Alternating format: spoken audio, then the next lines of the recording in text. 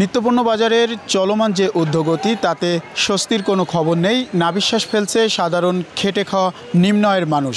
আমি এই মুহূর্তে রয়েছি ঝিনাইদহের অন্যতম যে সবজির বাজার রয়েছে কোটচাঁদপুর সবজি বাজারে, এবং এখানে সকাল থেকে কিন্তু আমরা পুরো বাজার ঘুরে দেখেছি এবং ক্রেতা বিক্রেতাদের সঙ্গে আমরা কথা বলেছি। তারা আমাদেরকে যেমনটি জানিয়েছেন যে গত এক সপ্তাহের ব্যবধানে কিন্তু প্রত্যেকটা সবজির কেজি প্রতি 10 থেকে 20 টাকা পর্যন্ত বৃদ্ধি পেয়েছে।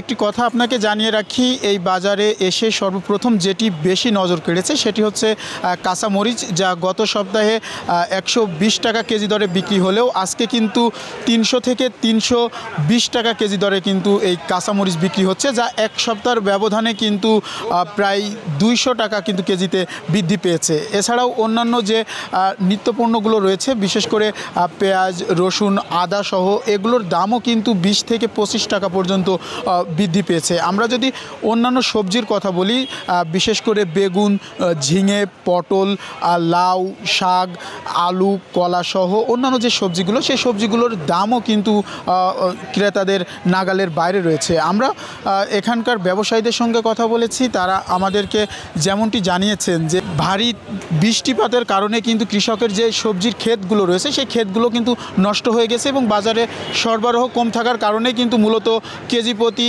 সবজির দাম বৃদ্ধি পেয়েছে। অন্যদিকে কিন্তু যারা ক্রেতা রয়েছেন তারা বলছেন যে বিভিন্ন অজুহাতে ব্যবসায়ীরা কিন্তু দাম বেশি নিচ্ছেন, মূলত বাজার সিন্ডিকেট এবং নিয়মিত তদারকি না হওয়ার কারণেই কিন্তু এই ভোক্তাদের কিন্তু পকেট কাটা হচ্ছে।